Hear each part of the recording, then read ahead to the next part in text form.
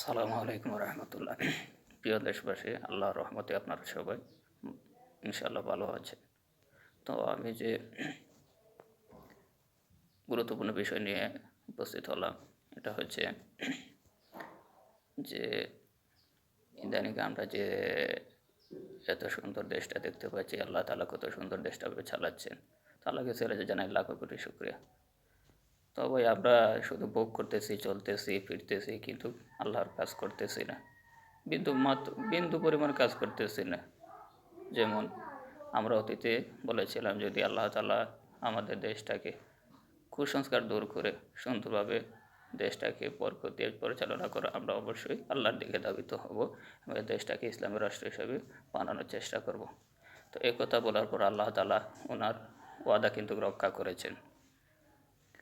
আল্লাহ তাআলা কোরআনে যে কথা বলেছেন, যদি কোনো মানুষ কোনো দেশ এরকম নিয়ত করে, আল্লাহ তাআলা সেই স্থানে ওনার বরকত ঢেলে দেন। তো দিয়েছেন কিনা আপনারাই বলুন।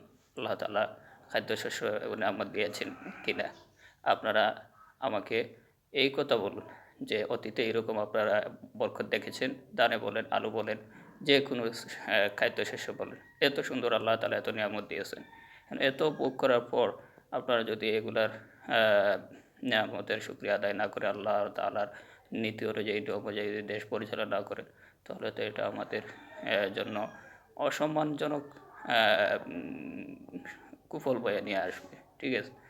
তো এক্ষেত্রে গিয়ে শুধু আমরা ভোগ করতেছি না, আমাদের অন্যান্য বিধর্মী যারা আছে, হিন্দু, বৌদ্ধ, খ্রিস্টান, সবাই কিন্তু ভোগ করতেছে এবং সবাই কিন্তু মুসলমানের উপরে তারা সন্তুষ্ট।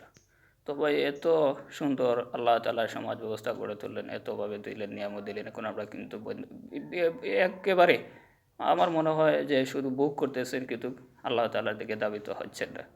এত সুন্দর নিয়ামত আপনারা দেখলেন, আল্লাহ তাআলার এত নিয়ামত বলতে গেলে ডাইরেক্ট দিকে দিয়েছেন।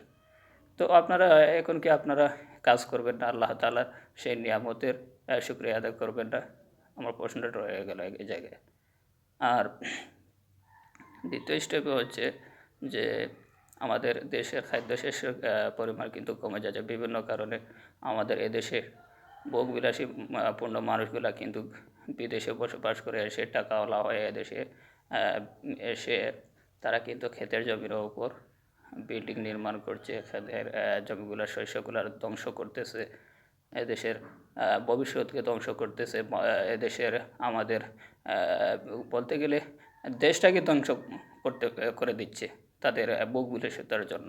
তো এদিকে আমি আগেও কিন্তু কয়েকটা টপিকসে এই বিষয় নিয়ে আলোচনা করছি, এখনও করতেছি, যে আপনারা একটু মনোনিবেশন করুন কীভাবে এটা রোধ করা যায়, কীভাবে এর ক্ষতিকারক দিক থেকে এ দেশটাকে মুক্ত করা যায়, এ দেশের মানুষগুলোকে রক্ষা করা যায়, সেই বিষয়টি আলোচনা আপনারা করুন এবং সেটা অনুযায়ী আপনারা ইসলামী রাষ্ট্র গঠন ব্যবস্থা করে একটা নিয়ম যদি করেন, আইন করেন যে এদেশে ক্ষেতের জমি নষ্ট করা যাবে না, এটার বিপরীত হিসাবে আমরা সরকারিভাবে লিজের মাধ্যমে মানুষ যারা বিপদগ্রস্ত আছে, থাকতে পারতেছে না, খাইতে পারতেছে না, এদেরকে একটু উছিলা করব, ঘরবাড়ি নির্মাণ সহ অন্যান্য যে দুর্বলতা আছে সেগুলো আমরা ট্যাকল করার চেষ্টা করব। তো এটা আপনারা মাথায় নিয়ে কাজ করবেন, ইনশাআল্লাহ আল্লাহ তাআলা দেশটাকে সুন্দরভাবে পরিচালনা করবেন। আর আপনারা যদি এভাবে কাজ না করেন, আপনারা যদি ভোগবিলাসী হয়ে যান, পাগল ছাগলের মতো যদি হয়ে যান, তাহলে ভাই আমাদেরকে কিন্তু কাজ করে কিন্তু এক পয়সার মূল্য নেই। আমার আগেও কথা হচ্ছে যে আমাদের দেশে এখন প্রয়োজন জ্ঞানীগুণী মানুষের প্রয়োজন। পাগল ছাগলদের কিন্তু দেশ পরিচালনা করলে, অতীতেও হয়েছে অনেক পাগল ছাগলের দেশ পরিচালনা কী করতেছে না করতেছে এরা নিজেই দিশা পাচ্ছে না।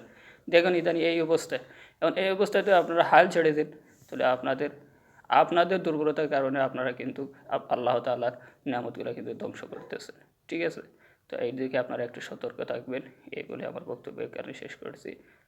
আসসালামু আলাইকুম ওয়া রাহমাতুল্লাহ।